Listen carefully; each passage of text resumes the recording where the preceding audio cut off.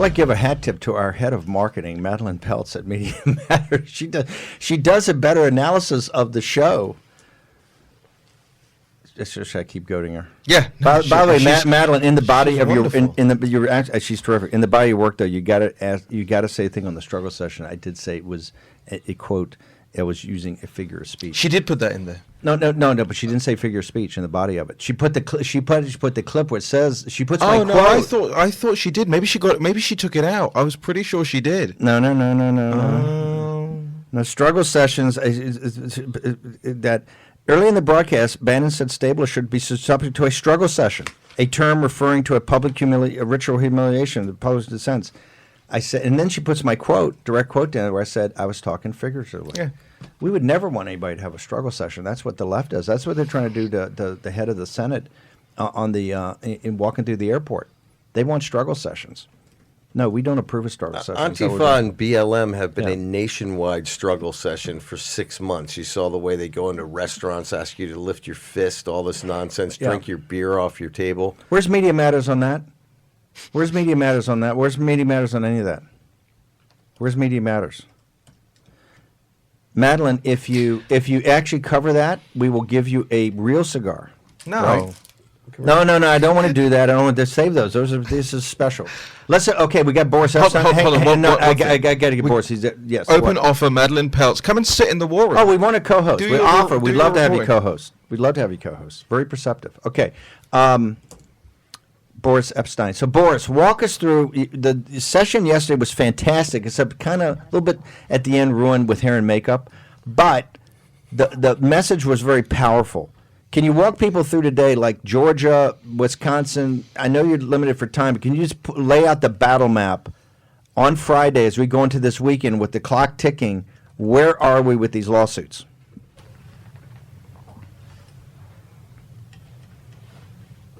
Okay, we're going to have Boris Epshteyn. The crack team in Denver is going to eventually. Hey, I'm here. Okay, hi. I'm here. Come on in, sir.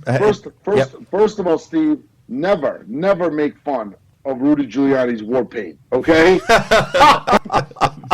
It was like Braveheart, right? That's it. I like at the end he just signaled that he comes down. I love it. Genius. Listen, here's the deal. Ready? The left and the media, the haters can make fun of us all we want, but we're here working. You know what I mean? Rudy Giuliani's here working. He's doing what has to be done. And and the media is just angry and they're upset about it. Well, you know what? That's their prerogative. What our prerogative is to go around the country and to make sure that all the legal votes are counted. So in Georgia, you had the sham recount that was finished. We're pushing for a real recount, and we're going to get that done. And we're confident that even if the governor certifies, which there's some word that he made today, there's still a period there to contest the election and to ensure a true and a real recount. And if the vote is off, even by one vote in Georgia, they have to recertify the whole thing. So that's Georgia. In Pennsylvania, Mayor Rudy Giuliani filed a great letter today to supplement the filing of the Second Amendment complaint. Again, we're expanding our arguments, due process violation, equal protection violation. So we're feeling very positive about the Pennsylvania process. In Michigan, the Wayne County Board of Canvassers did not certify the vote. Now that's going to go to the State Board of Canvassers, where it's 2-2, and the process continues there. Nevada, you've got the contested election. In Wisconsin, as we talked about the last couple of days, we believe that audit, which Donald J. Trump and his campaign are paying $3 million for, the audit in Milwaukee and Wayne County had to put up the money first. That's how Wisconsin does it. They want the money, they want the cheddar first. Okay, that's a pun. Okay, that's a pun for you guys. Wisconsin, they want the cheddar first. So we sent the $3 million over. Now we're doing now we've got the audit, and we're confident. And when that's done, over 100,000 ballots that were voted by mail unlawfully will be uncovered. The difference, and that's in Milwaukee and Dane County, which are heavily Biden counties. Difference there is 20,000 overall. Nevada, a ton of irregularities. Arizona, we're looking at a lot of options legally. And then we're really looking into this issue in New Mexico, where I believe up to 180,000 or more ballots were impacted by observers not being allowed to inspect mail-in ballot processing. But and the difference there is only 100,000. So that's where our perspectives are. Okay, a couple of things. Number one, in Georgia, You have a Republican governor, a Republican Secretary of State. Why are they hurdling to do this? And are you guys actually going to file? We know we've got Lynn Woods, and he got hung up yesterday actually on the injunction for you guys, although he's doing it as a private citizen, and kind of overwhelmed his constitutional argument about the consent. So are you guys, is the Trump campaign and the lawyer team that reports up to Rudy and you and Sydney and you, are you actually going to file a suit in federal court in Georgia? So not to get ahead of the team, not to get ahead of the bear, but let's just put it this way. We are going to exhaust our legal options in the state of Georgia, right? That's about as clear as I can say it. So okay. we are absolutely looking to ensure that only the legal votes in Georgia are counted. Perfect. So not another bogus recount. Is the governor of Georgia going to step on everything and certify today? Do you have any knowledge about what they anticipate happening down in Georgia today? So we hope not. But even if Brian Kemp does certify, which he should not, but even if he does, we still have a grace period and an opportunity to contest that. And that's what I was saying. We can contest that, force another recount, a real recount with signature matching. And if that's even one vote off from the original count, then everything has to be recertified. So that certification, even if it happens today, it's not as seminal as it may seem. Okay. I think it's Wisconsin where this story, John Solomon's got this story and got an analysis from a Princeton PhD, Yale graduate. He's done a mathematical assessment. You got Matt Brainerd you've got the Tim Pool, the liberal, has talking about Matt Brainerd, the old the data director for the Trump 16 campaign in Wisconsin. Is the campaign, is your team taking all this incoming that's coming now? You've got your crowdsourced, literally dozens of brilliant mathematicians, statistics people are coming up with evidence every day. Mathematical evidence is just overwhelming. Is there an apparatus you have that incorporates all that? So can you tell us how people, because we're getting blown up here, but people that have information, that have things that are relevant, that want to show you guys. So how do we do that? Any information I have, Steve, you obviously have my email. Shoot me an email. I'll get it disseminated to the team. Now it's got to be credible. It's got to be real. But as long as it's not, we're looking into it. And we've got an apparatus set up to look at all that information. And everybody should rest assured that we are looking at everything. We're studying everything, and we will not be intimidated. We'll continue to push forward. We will ensure that this election was done fair and square, and are confident that when that is ensured, that President Trump will end up reelected for 4 more years. There's a report now. I just got a report out of Arizona that somebody sent me that Congressman Gosar and Congressman Biggs are somehow going to sit down with relevant authorities at the Navajo Nation or the Indian the tribes. And anybody that's been to Arizona know that the Native Americans have many reservations there and are a very powerful political force in Arizona. Is there does the campaign know anything about this, about Gosar and Biggs actually sitting down? There may be some discrepancies or some problems in that very close. Congressman Gosar and Biggs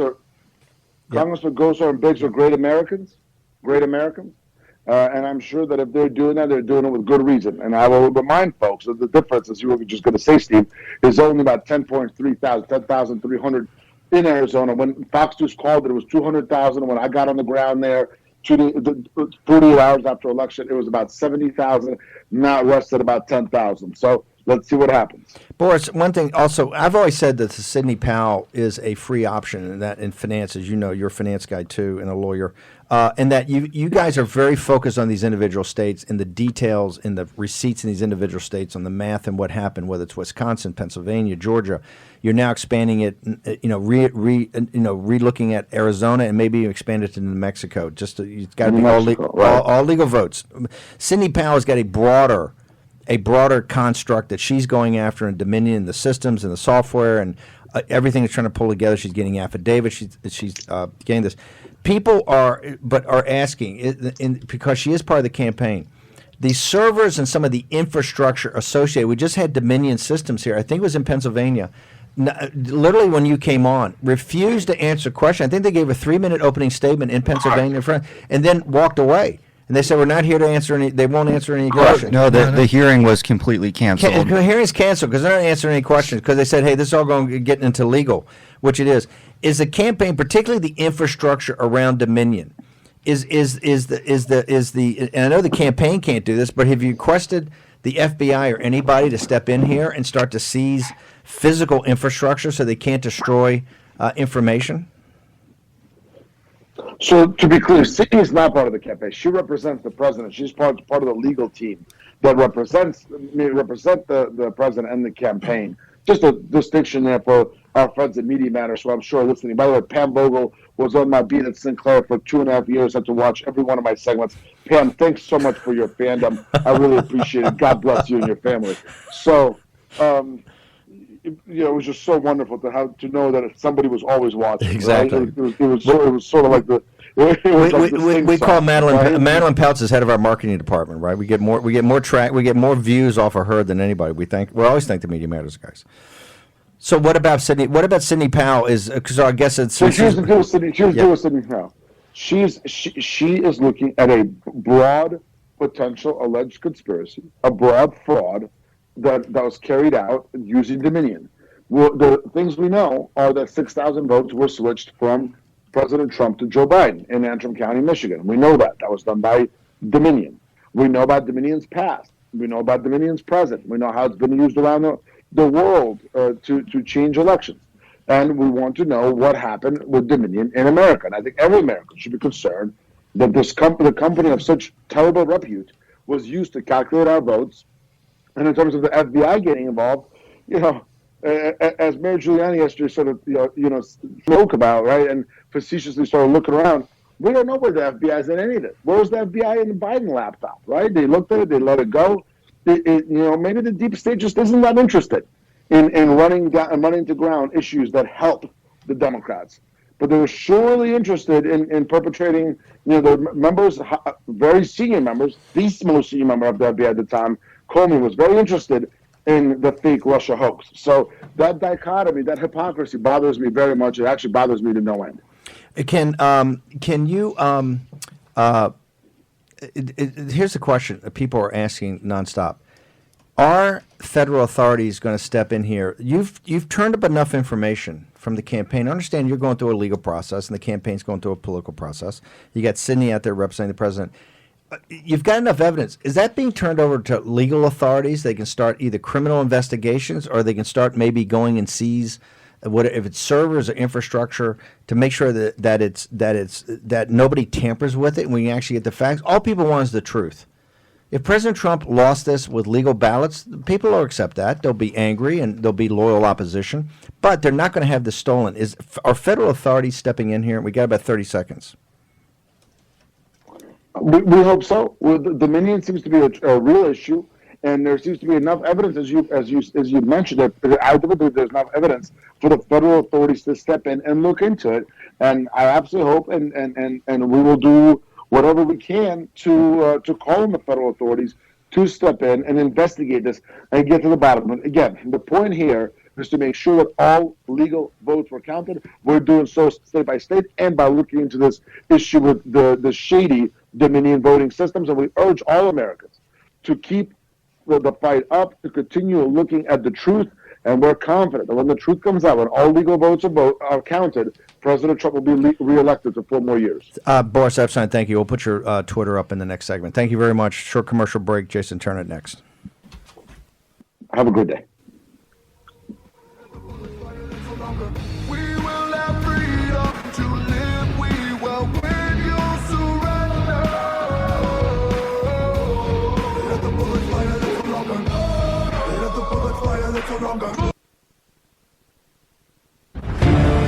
War Room Pandemic with Stephen K. Bannon. The epidemic is a demon, and we cannot let this demon hide. War Room Pandemic. Here's your host, Stephen K. Bannon.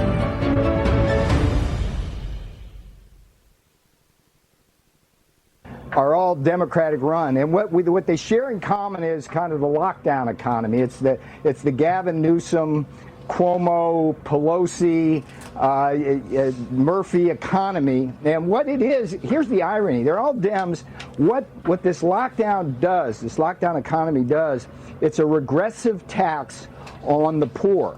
Because the people who are getting put out of work and being forced to be on this unemployment are really the lower end of our income stream. It's just cruel. It's democratic cruelty.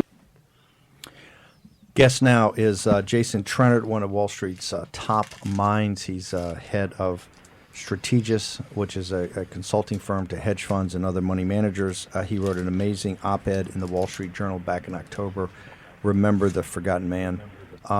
He joins us now. I want to take both your op-ed, sir, and what Peter Navarro said today about these lockdowns and about the regressive tax. Have we, in all of this, are we forgetting about the most important thing, the deplorables? So what are your thoughts about these lockdowns? Economically, can we afford it? What's going to happen not just to the economy, but to the balance sheet of the Federal Reserve? Are we driving ourselves into a Japanification of the United States? Are we looking at lost decades ahead because of this kind of knee-jerk reaction that everybody's kind of going in a different direction about what we should do with the economy? What say you, Jason Trennert? Listen, I think, Steve, it's a great question. I feel very strongly that many of the policies that we've pursued over the past 10 years have hurt those people that are least able to afford it. And that starts with quantitative easing on the part of the Fed, which is, it's very good for people that own stocks and bonds, but it's not particularly good for people that just have the savings account, right? So they get zero in their savings account, but stocks and bonds rally in price dramatically. The lockdowns, too, are one of those things where if you have savings, if you're wealthy, if you work for a large company that has access to public capital, it's not so bad. But if you're just a business owner that doesn't have the benefits of unlimited access to capital, where you're having to, initially you got helped out by the government through PPP, but obviously those funds have run out, you're very much in trouble right now, and you're facing a very, very difficult couple of months. I mean, I think the most frustrating thing for people is that the policymakers themselves are so often disconnected from the policies that they promote.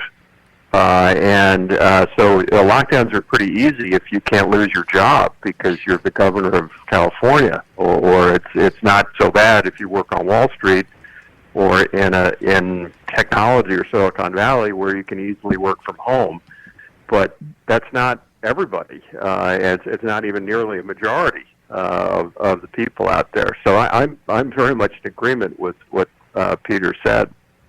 We've had you on the show since the very beginning because remember the pandemic it triggered an economic crisis, both on supply chain and from China, also the drop in aggregate demand that led to a financial crisis that we've had to blow up the balance sheet of the Federal Reserve. And I want to remind everybody, quantitative easing really started in the most progressive administration in mankind's history. That would be Barack Obama in 2009, and it was Joe Biden. That was kind of the Wall Street. He was the shill for the Wall Street faction that wanted to do that. So he's a huge believer in quantitative easing, which absolutely destroys the working people's balance, their personal balance sheets, their personal net income is one of the things Cube talks about all the time, about this disparity in wealth between African American families and white families. So the question is, you've seen the data. You're a numbers guy. We're now in the second wave of the virus. I've got, and I want to hold it up. I got Jason Trennert on here, but I want to hold the Financial Times of London. Americans told not to travel for Thanksgiving during the over virus fears. This is the head of CDC, and they're talking about it. And last time I looked, the CDC guy reports to Donald J. Trump. This is President Trump's administration.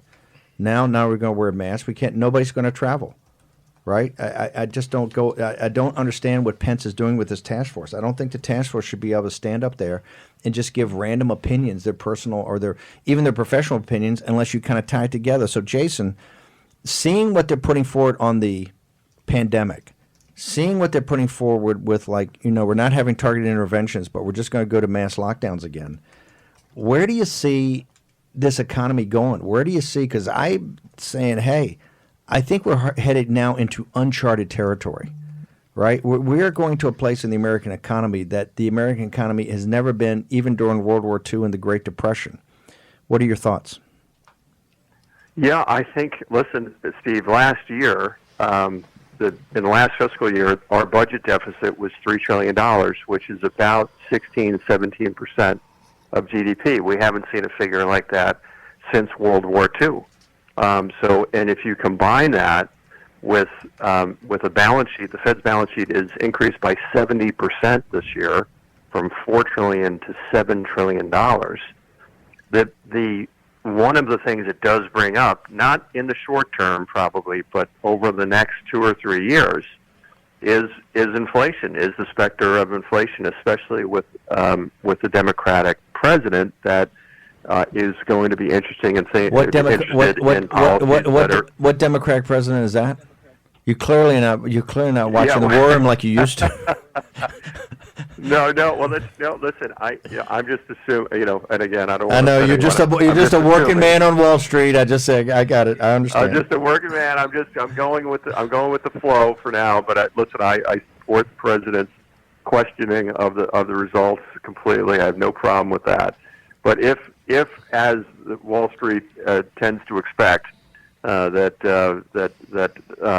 there is a new Biden administration, you're going to see things that you saw, let's say, in the 70s, Clean Air Act, Clean Water Act, which are extremely expensive, and politicians are largely put on earth to give things away. They're not put on earth to take things away, and the dismount from this excessive spending and excessive monetary policy is not going to be difficult. It's not going to be easy. It's going to be quite difficult and painful, and it may result in inflation first. But getting out of this is going to be very, very difficult. I have to say personally, I was very much against the lockdowns at the start of this process. Now I understand it's easy for me to say that because I'm not running the country, right? So when people didn't know much about the virus, it seemed reasonable perhaps to try to bend the curve. But now, 8 months into this, Steve, I'd ask you, how much confidence do the American people have in all of the experts, quote unquote experts, that seem to be telling them different things on different days? One other thing I would mention is there's a working paper from the National Bureau of Economic Research that largely comes to the conclusion that almost regardless of what policy has been pursued by various governments, the health outcomes wind up being the same. So, which makes you wonder, so a country like Sweden, which, of course, a lot of people are rooting for Sweden to fail, but, one could say that even if they may have to lock down now, they've largely won because they didn't have to go through the pain and the suffering that the rest of us had for 8 months. So they wind up with the same health outcome without the pain and suffering, economic suffering. It seems to me that they're clearly a winner in this. So it'll be interesting to see how many people are really heeding the CDC's recommendations. I have a feeling it comes less rather than more. Last question, Jason, is that people look at the stock market, all-time highs, all the markets are up on, if they announce a vaccine or not. But you look at the underlying economics, and I know that theoretically the stock market should be the net present value of all the income streams back to these companies, right, aggregated up. But you see this kind of uncertainty about overall economy. President Trump obviously has had this great recovery to date, but it's huge questions going forward. Biden's talking about, I think, a $7 trillion stimulus program that's out there, right? But markets are all-time highs. Is there a disconnect with the stock market and equity markets that's decoupled from what the real economy is? Because I look at New York City, it's a ghost town. I look at Washington, D.C., it's a ghost town. Chicago's about to be shut down again. And so people are asking, how can the stock market, if it's supposed to be the present value of actual enterprises, what's the disconnect? Or maybe it's a connect and I just don't get it. So can you explain it to me? No, there is a disconnect because it represents the stock market. It represents the largest companies in the economy. And so, Milton Friedman is very famous for saying, he's not pro-business, he's pro-market, pro-free markets, because the biggest beneficiaries from large government, it's a fallacy to say that businesses aren't a benefit from large government. It just happens to be the very largest businesses that are the biggest beneficiaries from large government. So it's not surprising that the largest companies in the country, is represented by the S&P 500 and the Dow Industrials, right, are doing okay, because they're benefiting disproportionately from the variety of monetary and fiscal tools that have been brought to bear.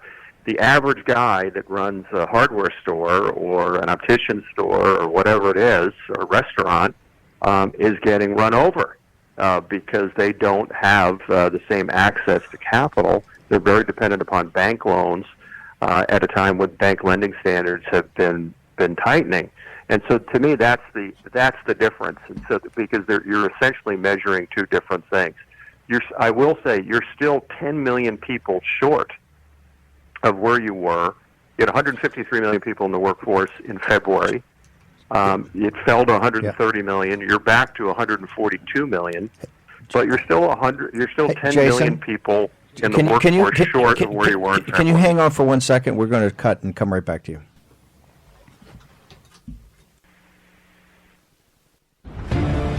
War Room Pandemic with Stephen K. Bannon. The epidemic is a demon, and we cannot let this demon hide. War Room Pandemic. Here's your host, Stephen K. Bannon. Welcome back. I want to go. Do we have it up yet? We're going to put up the Twitter feed of Dan Price. He's the individual, the software guy that raised all of his the wages at his firm, everybody up to $70,000, and I think he was making $1 million and went down to $70,000. He's got a Twitter stream that everybody's got to read. It basically reinforces Jason Trennert. We're going to get either Dan or one of his people on the show in the evening show or over the weekend. He's got a blistering Twitter stream that really goes through about what's happened in this economy. Remember, what the globalist project wants is state capitalism in a more centralized authoritarian government. They want the Chinese model. And people go, oh, that's Bannon, he's crazy. They don't, they're not okay. Tom Friedman talks about it. They all talk about it. They can make dramatic change on climate change and on racism, systematic racism, all these things that they want to get to. They think so evil in the Judeo-Christian West, right? It's so evil. That's why the diaspora of China, people leaving that system, are coming to the Judeo-Christian West, right? Where they see freedom and they want to export that back to mainland China and take down the CCP. Price is a capitalist. He's an entrepreneur. And he walks through pretty systematically, like 10 or 12 tweets, what the finesse is. It's the finesse. This is not a conspiracy. There is no conspiracy here. This is up in your grill. The Great Reset, right? Liz Jor walked through it the other day. We're going to go more into this to make sure that we can pull the camera back and that you can frame this. You can come to your own conclusions. But there's no conspiracy. This is the party at Davos. This is Klaus Schwab walks through this. This is how the system works. This is the world's economic system. This is why this fetish of the post-war rules-based international order. That was just a system that was gamed by a state capitalist totalitarian dictatorship in Beijing, who are, one thing you got to understand about why I call them an existential threat, this is not the Soviets with an economy that was size of California that Reagan goes, why are Kissinger and these guys? I understand they got nuclear weapons all over the place, but it's the economy that's going to collapse, right? Why am I believing Alison Graham and Henry Kissinger? They're the rising power. How about this? We win, they lose. They're an evil empire. 8 years later, even when he said that, the CIA goes, 50 years, we'll do it. No, 7, 8 years later, Berlin Wall down, freedom back, right? That's the system we're in now is that different than the Nazis, different than the fascists, different than the military junta in Japan, different than the Soviets. Beijing, the rulers in Beijing, and that's why we said, and this is why we did the live broadcast together on election night. This is why the New York Times has this, I think it's a front page story, it's 3,000 words on Miles Guo and Steve Bannon. The merger, this is what they're signaling, the merger of the vast right-wing media apparatus with the diaspora, the anti-CCP Chinese. Dr. Yan's remember, she's just the vehicle so they can tell the story. She's just the instrument they use to tell the story of what they think the story is. Why do we say, and it's resonates so much with the Chinese people, why do they say it's the most important election in the history of the United States, so says the flag officers that signed the letter to President Trump. But this is the most important election in 5,000, 8,000 years of Chinese history. Because there's two diametrically opposed systems here. One is the nation state and the sovereignty of the American people in our beloved country, right? In a system of nation states. Or you're going to have the network effect of the globalist system, right? As personified by Davos and the World Economic Forum. And the center beating heart of that economic engine is the slave labor of the Chinese people. That's what we're fighting for. Why has the New York Times got this story today? You know what they fear? Here's what they fear. Don't fear Jack Maxey or Vish Burr or Steve Bannon or Raheem Kassam or Sidney Powell, the people we get on here. Our next desk got Dr. Thayer and Jason Trennert, but no, they fear you. They fear what their greatest fear in life is a partnership between the deplorables and Lao Beijing, old 100 names, right? With the Gilets Jaunes and the folks in India and the guys in Australia and the men and women in Japan, the people that want to stand up for their individual freedom and are prepared to back politicians and leaders that have countries that believe in their sovereignty. This global movement is a patriot movement. It's for patriots from Brazil to sub-Saharan Africa, to the Middle East, to the United States of America, to mainland China. That's what they fear. And we're not going to back down 1 inch. That's why this election. And why do we have an international audience that comes in and wants to know the details on the commission meeting in Madison, Wisconsin that takes 5 hours? And why do we have massive traffic for what's going on in a recount in Georgia? Or now with 2 congressmen flying up to see the Navajo Nation up in Four Corners in Arizona. Why is global? Because they understand the importance of this election. That this is what stands between them and the Great Reset. Right? So we're not going to back off. Not 1 inch. And that's why earlier in the show, I'm jumping on you guys. It's the signal, not the noise. You're not in a high school cafeteria. And I'll let it go after this. Okay? Because I know that you're signal hunters. Right? Okay, we're going to have some more analysis in the numbers with Raheem. We're also going to get Matt Brainerd and other guys on in the evening show. Make sure our evening show is 5 to 7. We cover it. We get fabulous guests. Do a lot of analytics on the evening show. Wrap up what's going on. So we drive the news cycle in the morning, and then hopefully we drive the news cycle late in the afternoon, encapsulated right after the National Pulse with Raheem Kassam. Before I get Dr. Bradley Thayer on here, and I want to thank Jason Trennert. We ran over the last time. We're so jammed for time. But Jason Trennert talked about some of your favorite topics here. And Jason Trennert's a numbers guy. And we're going to get that National Bureau. He had told me about that economics, which really, the National Bureau, they're just hobbits over in the bowels of the government, but they're doing numbers all the time, and they came with a report. You don't see Fauci talking about that. Where is that at the task force yesterday? Where is that at the CDC? Vice President Pence, hello, note to self, where's the National Bureau of Economic thing that said that, hey, none of these things are working. There's no difference between the hardest lockdown in the world and the guys in Sweden who walk around with their shirts off. Hey, give me herd. I want the herd. I want the herd immunity. No difference. But here's what we got. Here's what we got, Vice President Pence. We got CDC just sitting there. Yeah, you know what? I think here's what we're going to do. Nobody's going to travel anywhere. You're not going to go to Grandma's house. You won on November 3rd, Vice President Pence. We won. You get extra bonus. This is bonus time. We're in bonus time for the second administration, for the second term. Let's act like it. Let's get a firm grip on things. Anybody over there that thinks we lost, just leave. Go ahead, just leave. Go get the resume and just go. Nobody's making you stay. If you don't think we won, you're not doing anybody a favor. We don't need favors.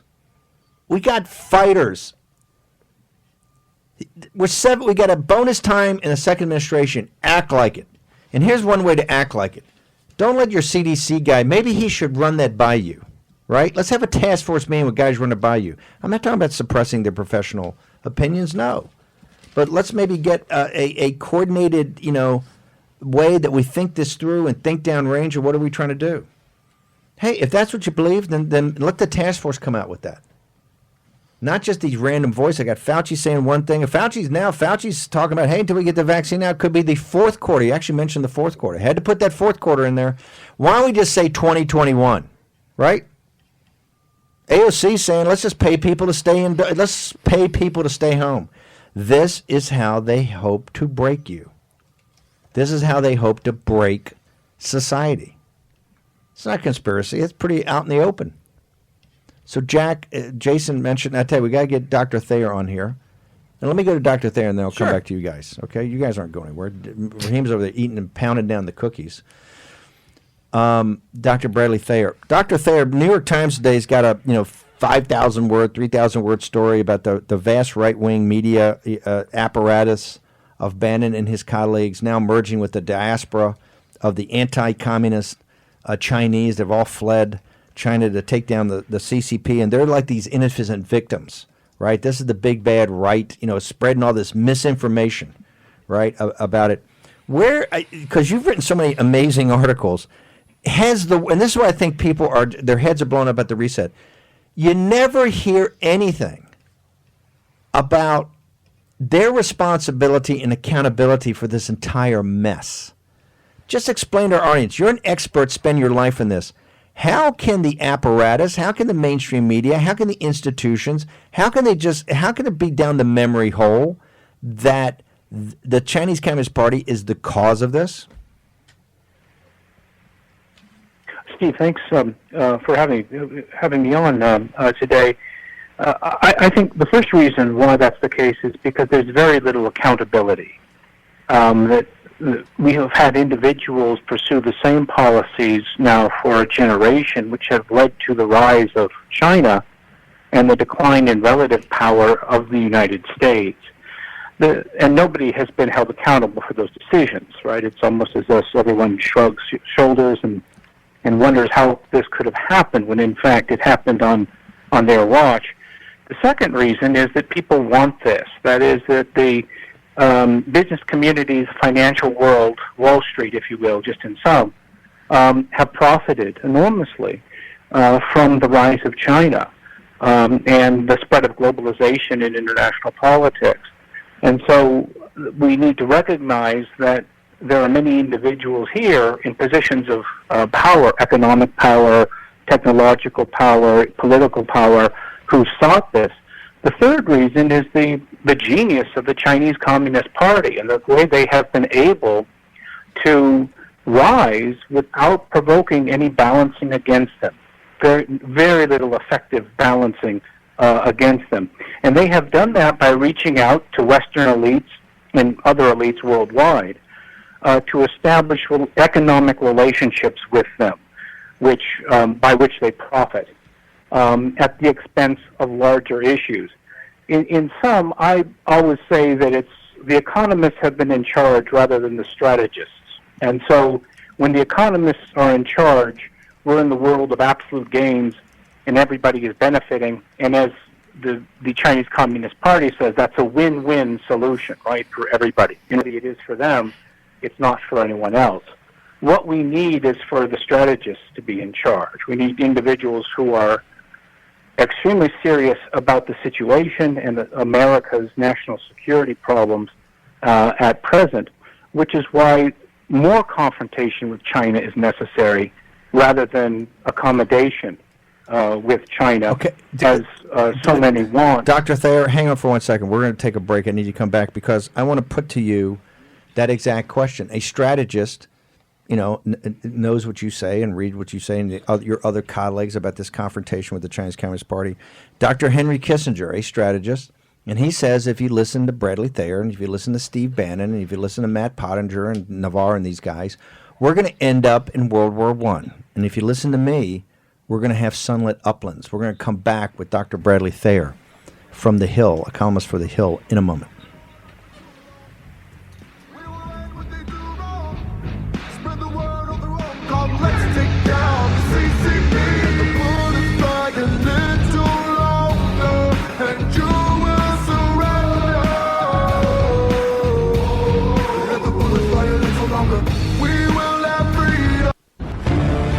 War Room Hammock with Stephen K. Bannon.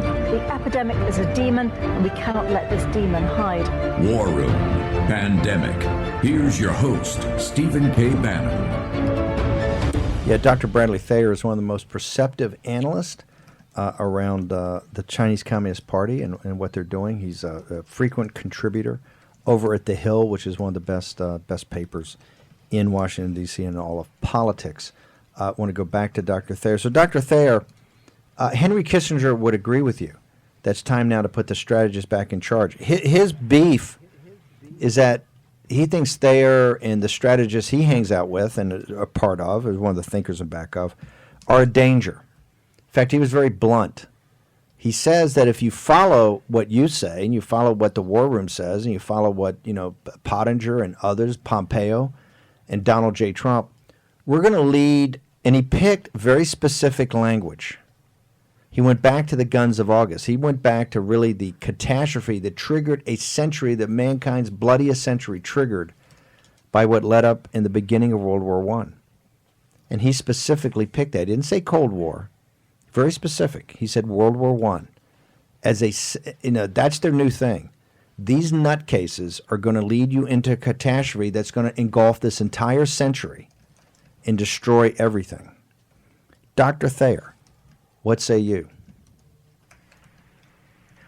Steve, in Kissinger's Bloomberg interview this week, he made two major arguments. One, that the United States and China, in a prospective Biden administration, need to identify points of cooperation or accommodation first, before looking at areas of difference. And then secondly, as you argued, that if we don't do that, we're in a situation that could lead to that catastrophe like World War I. Well, that's fundamentally mistaken. First, it's fundamentally mistaken because in World War I, all of the great powers were essentially status quo powers. Right? They stumbled into war, a war that none of them wanted, and which cost them obviously dearly. That is not comparable to the situation now between the United States and China, where China is a revisionist power. China is seeking dramatic and fundamental change in international politics globally. And the U.S. is much more akin to a status quo power, but China is not. So the World War I example falls through. A much better historical comparison would be the Cold War, where we had the Soviet Union as a revisionist state, seeking revolution and very dramatic change, and the United States and its allies were able to prevent that, obviously, and to defeat the Soviets in a Cold War. So I think Kissinger is fundamentally wrong. It's a spurious comparison, and it's one which, in my interpretation, is designed to frighten, right? It's used as a tactic to try to delegitimize those who are arguing for confrontation with China along the lines of what we did with the Soviet Union. Dr. Thayer, how do people get more access to your social media, and how do they get more access to your writings?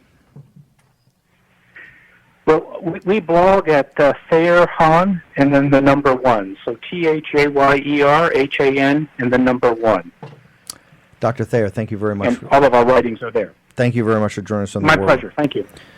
Dr. Bradley Thayer, but the guy's got more insights on what the Chinese Communist Party is trying to do. You got to read his insights. Totally opposite of Henry Kissinger. Jack, the Ministry of Truth in China has spoken. This is what the Chinese people. Why do so many people in mainland China listen and watch this show?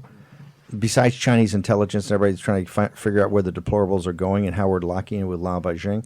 Why? Because they get information that they can use in their lives. Okay, this is one of the reasons we do the show, and it's one of the reasons that the show is so big globally. And here's the reason why. What did the Chinese Minister of Truth just come out and say, Mr. Jack Manson? Zhu Lin, the Vice Director of the Central Department, told a Medium Forum yesterday that China must resolutely guard against digitalization, diluting the party's leadership, resolutely prevent the risk of capital manipulating public opinion. Digitalization could bring about changes in media, but no matter what kind of media outlet, no matter if it's mainstream or commercially run platform, online or offline, big or small screen, there is but one criterion for guidance. There is no space outside the law, no enclave for public opinion. You have to follow the party line. That's it. The ruling party, the Communist Party, will dictate truth no matter whether it's a small screen, a large screen, public or private. TikTok, we listening people? And what I want people to also remember, they are saying openly what people like Jack Dorsey and Zuckerberg and guys at Google are doing in private. At least the Chinese Communist Party is willing to come out and state their declarative aims. We are getting a little secret version of the Communist Party in the background. I also want to quickly say one thing about Sweden. We talked about it. Sweden didn't go through the chaos that the rest of Europe did, and to a certain extent, this saved them massive problems along depression, et cetera, et cetera. But here in the United States, we have a metric very similar to Sweden. We have South Dakota. South Dakota never went through the chaos that the rest of the country went through. South Dakota currently today has a 3.4% unemployment rate. That is less than half what the nation is. So it gives you an idea, perhaps, of how these different paths diverge. Why are we in the mess we're in right now, trying to sort out this election, how it's trying to be stolen? Because of the CCP virus, the Chinese Communist Party virus. And no, this is not racist or nativist. It is the diaspora of the Chinese people seeking freedom that support this 1,000%. Okay, we're going to come back at 5 o'clock. Raheem, what's on National Pulse at 3? Congressman Paul Gosar will be joining us. Molly McCann of Council with Sidney Powell, and Kane from Citizen Free Press. Wow, amazing. So any latest breaks, Greg, before we take off and get back to the 5 o'clock show? Yep, so at 4 o'clock, or just a few minutes after, the president will be meeting with the House Speaker and the Majority Leader of Michigan to get a sense of what's going on in the ground there and the next step forward. Also, one quick thing. The Supreme Court just assigned the circuits to the various Supreme Court justices. I think our listeners will be happy to know that Samuel Alito picked the 3rd Circuit. That covers Pennsylvania. Brett Kavanaugh picked the 6th Circuit. That covers Michigan and Ohio, Tennessee, and Kentucky. Amy Coney Barrett, Illinois, Indiana, Wisconsin in the 7th. And Clarence Thomas going home to Georgia on the 11th. Wow. Okay, they're all going to have hot cases. Okay, we'll be back at 5 More o'clock. hard drive from hell on the National Pulse right now. Oh, I can't get enough hard drive from hell. Have the Biden folks suck on that for a while. Okay, we're going to come back. I want to thank the hall monitor over at Media Matters. The firewall, remember, we're the tip of the spear, taking down the firewall in China. We have a firewall here in the good old United States of America. 157th anniversary of the Gettysburg Address. We'll talk about it at 5 o'clock today.